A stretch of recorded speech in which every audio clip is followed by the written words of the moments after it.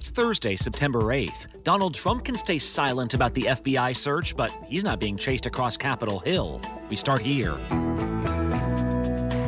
Republican lawmakers return to Washington, and Washington has questions. I don't know what to believe. There's been a lot of leaks. All this on the same morning Steve Bannon will be placed under arrest. We'll walk through what you should know. You thought all the challenges to Obamacare were done? Think again. He said that requiring some companies, to cover that drug could violate their religious freedom. A federal judge now says a key part of the law that affects your health care could be illegal. And the Seattle teachers that haven't already retired go on strike. What do we want? Student support. When do we want it? Now. As students fill classrooms across the country, teachers are quitting in droves. From ABC News, this is Start Here. I'm Brad Milkey. The whole point of the American justice system is that it's supposed to be equal treatment under the law. Doesn't matter who you are, you break the law, you're going to get the same punishment as the guy across town. But that's what's so bizarre about the land of former President Donald Trump right now. When the Department of Justice declared that it had, after a long back and forth, found President Trump illegally keeping classified documents at his house, lots of Trump opponents said, yeah, what took so long? This guy clearly is not being treated like a normal person. Indict him already. And yet, at the same time, supporters of the former president say he was actually being treated more harshly than a normal person. Like, how could a few documents justify a sudden raid? But then, more details emerged about how important those documents were and how many times the DOJ tried to get them back. The DOJ alleging its discovered efforts to obstruct its investigation into those FBI seized documents, saying government records were likely concealed and removed from a Mar-a-Lago storage room. Well, yesterday in Washington, lawmakers were required to be back on Capitol Hill for the first time in nearly a month, which meant it was the first time reporters could really press them on what treatment the former president and his associates are entitled to. We're joined this morning by ABC's Catherine Falders, who's been basically documenting every Trump investigation. Catherine, how are Republicans dealing with this idea that Trump had classified documents sitting at his house? Yeah, this is interesting. It's really clear that most Republicans, Senate Republicans, don't want to talk about Trump's handling of these classified documents. They're offering pretty much a strained response on this, Brad. It was interesting. Senate Minority Leader Mitch McConnell actually didn't really say much of anything. I don't really have any comments on this whole investigation that's been dominating the news for the last month. I think we're following it like all of you are. Other senators up on Capitol Hill, our team was chasing them around. Some were trying to avoid questions. Marsha Blackburn, Rachel Scott reported that she physically waved her off, for example. When we were talking to Senate Republicans, it was really all about the FBI and DOJ, and they really wanted to get into this whole idea that law enforcement is politicized. I don't know what he has or doesn't have, but what I have a lot of concerns about is the FBI raiding the home of the likely presidential nominee in 2024, the former president of the United States. I don't think that they really know how to respond. I just don't know. I don't know who did what to who when. I don't know what to believe. There's been a lot of leaks. They don't know all the facts. A lot of these lawmakers, Brad, it's important to remember on Capitol Hill, especially those on Senate and House Intel, they have clearances to view classified documents. It begs asking them the question, would you ever take these documents home with you? I don't think that they would say that they would. Well, and the other thing happening today, Catherine, like if we're talking about how much scrutiny a political figure should or shouldn't be subjected to, Steve Bannon, right, the former presidential advisor, former White House advisor, is apparently about to turn himself in this morning. Like, it could be any minute now, because he's about to be placed under arrest in New York City. Like, what are the allegations against him here? Yeah, so we're told that these charges expected to be brought by the Manhattan DA's office, they're stemming from these earlier federal charges, this federal prosecution of Bannon over this thing called We Build the Wall. This is a way that they can take action to actually, make happen a physical barrier on the southern border and support President Trump. That was an online fundraising campaign for a wall along the U.S.-Mexico border. The group promised each donor an actual brick in the wall with their name on it. You're not going to last forever, but your brick will.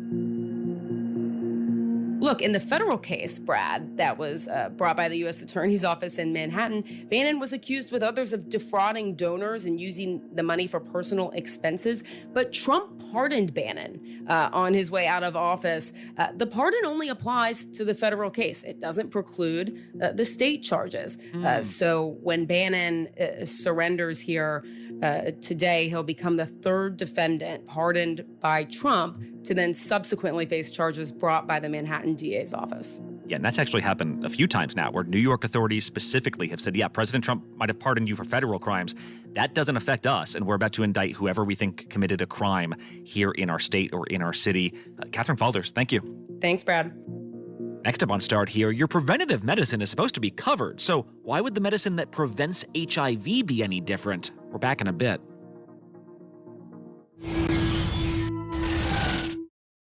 This is ABC News Live. The crush of families here in Poland. At refugee centers in Putin's Russia. On the ground in Ukraine. Close to the front line. Here at the White House. Destructive Cat 4 storm. Here along I-5. Boston is in the bullseye. Let's go. We made it. ABC News Live. America's #1 streaming news. Anytime, anywhere. Streaming 24/7. Straight to you for free. Thank you for making ABC News Live America's #1 streaming news.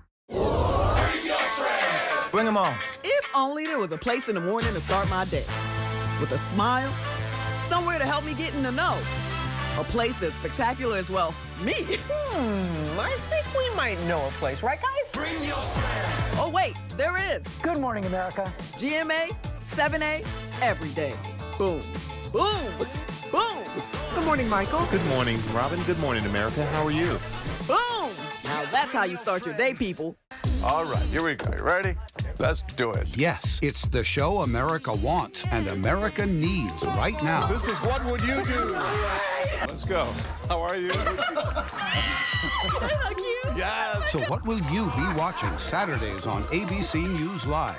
What would you do? Hey, I guess I just found out. The What Would You Do Marathon, 12 to 6 Eastern, every Saturday on ABC News Live. My favorite show. As of today, in a big way, we have inaugurated abcnews.com. A lot has changed in our world since Peter made that announcement. But what hasn't changed is the commitment to groundbreaking reporting and innovation at abcnews.com. And here's to everything ahead. This is ABC News Live Prime. Thanks so much for streaming with us. Live reporting, breaking news, exclusives, award-winning, powerful, eye-opening. ABC News Live Prime with Lindsay Davis. Streaming weeknights. Tomorrow, you're gonna love this. It's Kane Brown, lighting up Good Morning America's concert series, sponsored by CarMax.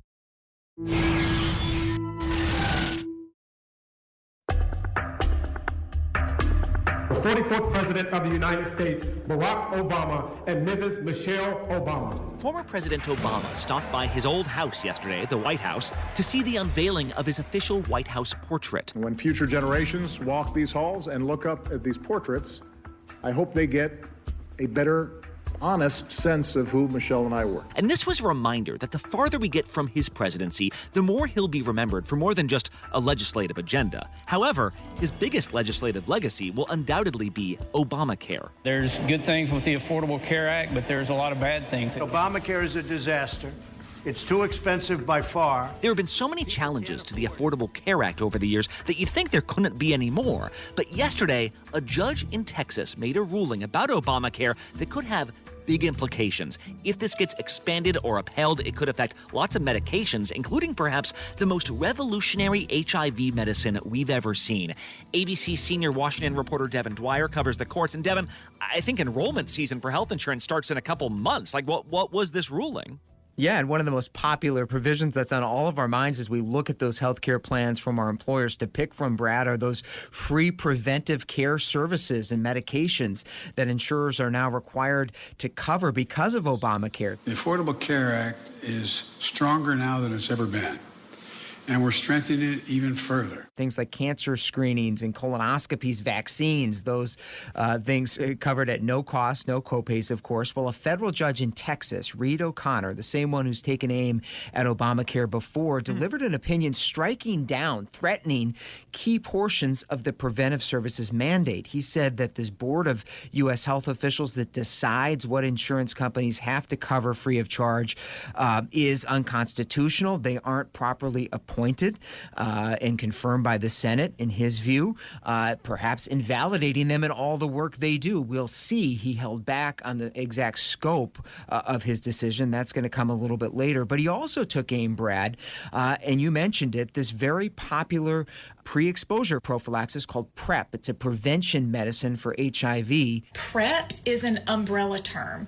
It stands for pre-exposure prophylaxis. He said that requiring some companies to cover that drug could violate their religious freedom. And he sided with one company, Briarwood is its name. It's a small company, 70 employees. They had challenged this, saying in their view that by having to cover this, they're endorsing sexual activity that they cannot support, sexual activity outside of marriage among homosexual people, and they wanted to opt out. And Judge Reed O'Connor said, at least in their case, they don't have to comply. And I know this ruling could potentially apply to lots of drugs, but while we're on this, could you just talk about what a big deal PrEP is? Because I feel like we don't spend enough time properly awed that, like, while it's not a cure for HIV, it has effectively let people live with this disease we thought was incurable in a more normal way than we ever thought possible. Yeah, PrEP, Brad, has, in the eyes of the CDC, been a game changer. I mean, it has dramatically slowed the spread of HIV since it was rolled out about a decade ago. We're undetectable. There is nothing there to pass. It is impossible. A blood test cannot even pick up the level count of the virus. And it is 90% effective when taken ahead of time at preventing an HIV infection from any sort of activity, sexual activity, drug use, a blood transfusion. You cannot virtually get it if you're on this. And if you are infected and begin taking PrEP after the fact, it's also very effective according to experts. So this has been a drug that the CDC says they want more people to take. And in fact, the latest numbers, only about a quarter of at-risk, of the million at-risk Americans who should be taking it are doing that right now. The numbers are up, but they need to be broadened.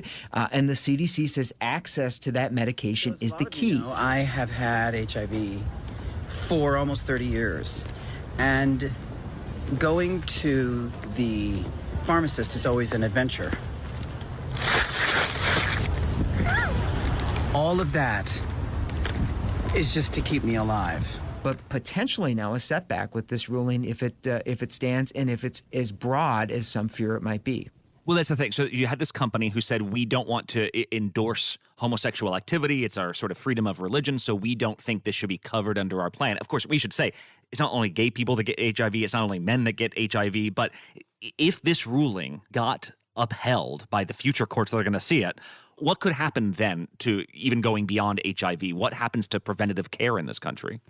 Well, there's two issues in this case. I mean, if the PrEP decision stands, obviously a setback, but it's unclear whether the judge would say the government simply has to provide some mechanism for an exemption for religious companies or religious-minded people who simply don't want to opt into insurance plans like this. Remember, there was a similar challenge on the law's contraceptive mandate on similar grounds that has been challenged over the years. So perhaps there's going to be some kind of exception. Perhaps he strikes it down altogether. We'll have to see. But this also could potentially have a much broader impact. 140 million Americans rely and have come to enjoy, according to polls, the free preventive services, not just drugs and vaccines, but, your annual physical. That is supposed to be covered at no cost, no copay, once a year. That's a benefit of Obamacare. If that task force which sets those standards is invalidated, all of that could potentially go away. Because they're the ones that sort of make the call on here's what a regular person should have access to. All right, fascinating stuff. Devin Dwyer, thank you. Thanks, Brad. Yesterday was supposed to be the first day of school in Seattle, Washington. But instead, the first day of school sounded like this. Educators United will never be defeated. A Across the city, teachers were on strike. This is not the first school system where we've seen this year either. The specific demands are sometimes different from district to district, but the overall message is often the same. If you think we are getting what we're worth as teachers, you don't know how hard it is to be a teacher lately. There was 85% teacher turnover between my first and second year. Like, everybody left. It's just pulled us in a lot of directions and asked us to do a lot of things. Literally, there are days where I don't get to go to the bathroom because I have 26 kids. There's no one else in the building who can come relieve me. Against the backdrop of frustration and exhaustion, our team at Nightline has been talking to teachers across the country. ABC's Matt McGarry joins us now. And Matt, as you saw these images out of Seattle, what do they tell us about what the larger teaching profession is going through right now? The teachers in Seattle, Brad, went on strike after a long negotiated process with authorities. Their main complaints were asking for more money and also more help in the classroom with special needs students. Who cares about the success of every child with a disability? Seattle educators care. In school districts all around Seattle, we've seen teachers on the picket lines. They're holding signs, they're chanting. Student supports!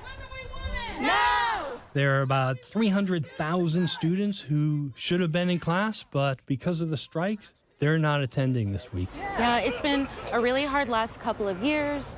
We want to make sure that we can be available, that we have manageable caseloads. We already go above and beyond. And it's the same kind of thing that we're hearing from teachers across the country.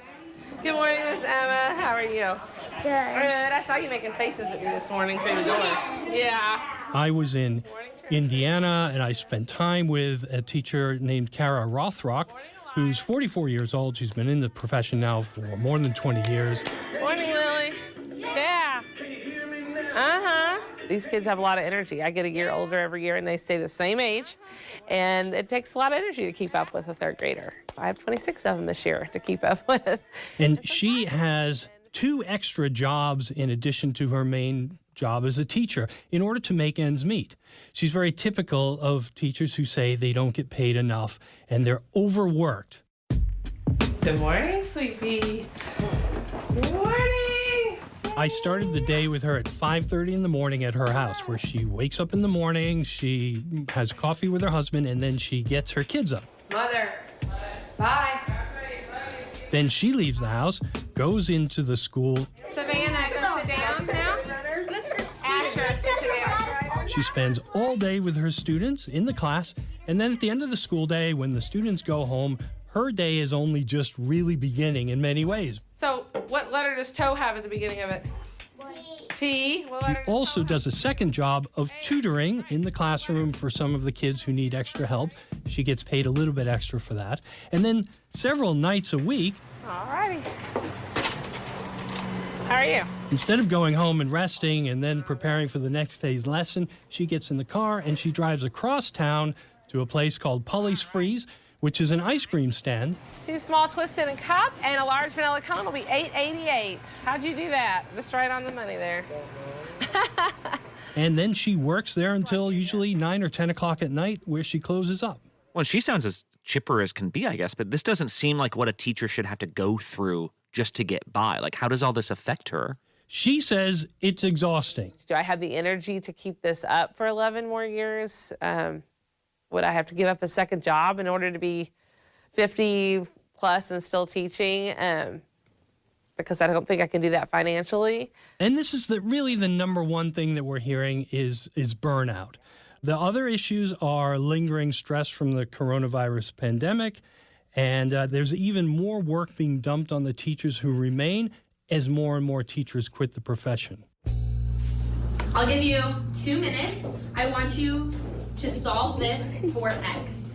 We also spoke to a teacher in Denver, Colorado named KJ Larson. I loved interacting with so many people. I loved getting to be part of the community. And she loved her job. She was very passionate. She talks about the great relationships that she built with the students. Yet my rent increased exponentially. So that was a big one, 48%. And I could no longer afford to live in Denver. So you know what? She ended up quitting, and now she's an accountant. Now I work from home, and it's about to be busy season, which I know is going to be longer hours, but I make $20,000 more than I did as a 4-year teacher.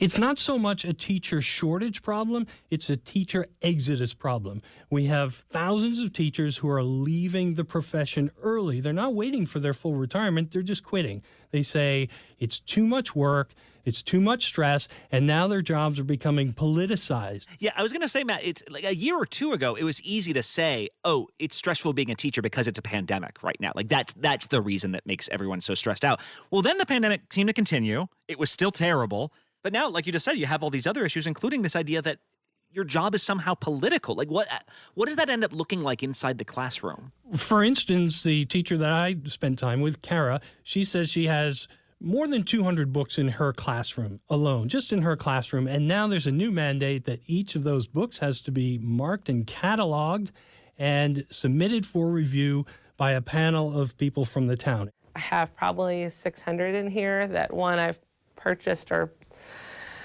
gotten all myself. I would never put anything in my library that I thought would be harmful to a child. And this is all part of the political hot potato that has become teaching, where many people in this country, they're politically charged. They're very passionate about what's being taught in schools. They want to scrutinize the teachers. They want to question their curriculum. They want to have a say in how they're taught and what information is in there, what books are going to be in the classroom, which books are going to be taken out. I don't know how qualified parents are to go through a curriculum. I have a master's degree, a bachelor's degree, extra licenses. I'm the one in the classroom every day with everyone's student. Teachers say they have the best interest of the kids at heart. They are not trying to ruin the children's minds, but they want to be respected and they want to be given some level of confidence by the parents. And so then if there is this teacher shortage, or like you called it, a teacher exodus, where like no one wants this job, it's just not a good enough job for this pay. Part of the solution would be, well, hire more teachers. Think outside the box. Who can we get in here? And it seems like the hiring is becoming a huge story in and of itself. In multiple states, dozens of school districts, they need hundreds of thousands of teachers. And there's a real shortage there. Some states are trying to come up with novel ways of filling this gap. A new law that just went into effect removes the requirement for a bachelor's degree to teach for military vets. In Florida, they're recruiting veterans and retired first responders into the classrooms, too. I'm the president of the Wisconsin State Music Association, and I don't know if I'm going to be able to provide middle school and high school choir. In Wisconsin, we found that they're trying to think outside the box. We've just pulled out a retired teacher in one of those areas that's going to work this year. We've looked at people who don't have teaching degrees. What do the current teachers think about that? They're not happy. And again, this gets back to what they're calling a lack of respect for their profession. For decades in this country, teachers have been told in many states that they can only teach if they have a master's degree. And so they've done the hard work. They've taken on the student debt. They've taken out the loans. They've had to repay back those debts. And now when it comes to crunch time, they're looking around and the states are finding solutions like, hey, let's just grab someone who, worked as an EMT and we can maybe get them to teach our students. And they say that is the ultimate slap in the face, a real show of lack of respect. If your kids come to you and say, Mom, I want to be a teacher, what do you say to them? Let's look for something else. Kara said, until teaching changes, until the pay gets better, until the workload gets less, I can't recommend that anyone go into this line of work. I think that the system, education as a whole, kind of takes advantage. It's almost an abusive relationship type of system where you're expected to do so much. They always say, it's for the kids, do it for the kids. But at some point, there won't be anything left of me for the kids. And I think a lot of teachers feel that way. Unbelievable. All right, Matt McGarry with ABC's Nightline. Thank you so much. It's always a pleasure. And one last thing. The NFL season begins tonight, which also means it's officially tailgating season. You guys get a lot of people coming out to your tailgate? No matter what the weather, no matter what the day, even if it's below zero? Doesn't matter. The best thing about a football game, of course, is the food, whether it's your neighbor's nachos or the stadium that makes a mean bowl of chili. We do two things here. We play and we eat. But yesterday, Aramark, which supplies food for about a third of NFL stadiums, published its menus for its upcoming season, and they are not for the faint of heart. I have never seen this before. This is sinful. What is this? Bacon wrapped cinnamon roll. Bacon wrapped cinnamon roll. Oh my. At M&T Bank Stadium, home of the Baltimore Ravens, the mozzarella sticks will be served with a crab dip. Nice. At Soldier Field, Bears fans can get a corn dog covered in pork rinds. And that should all be expected, right? This is a league whose icon, John Madden, popularized the turducken because we couldn't just chow down on one type of meat. See, so you got turkey, then duck, and then dressing, and then chicken. But some of these dishes sound like they were exclusively crafted for huge offensive linemen. In Houston, the Texas Firecracker is a plate of flamin' hot fried pickles soaked in Kool-Aid and served with a jalapeno ranch dressing. The Bengals have a chicken sandwich crusted in Cool Ranch Doritos topped with a jalapeno chow chow and something called four-alarm cheese, which sounds terrifying or at least spicy. I don't like hot sauce at all. I like mild and medium. And the more you go down this list, the more you realize this is just about pairing brands with other brands. Fully half of these featured items include either Doritos or Flamin' Hot Cheeto flavoring. The Cleveland Browns are topping their sausages with Funyuns, and at Lincoln Financial Field in Philly, you can order a brisket crusted with macchiato cereal from Dunkin' Donuts. So, welcome to football season, if you can stomach it. Is it bad to say that the Dunkin' cereal brisket actually sounds kind of good to me? Like, does that get me uninvited from people's tailgate parties?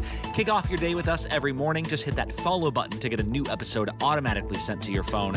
I'm Brad Milkey. See you tomorrow.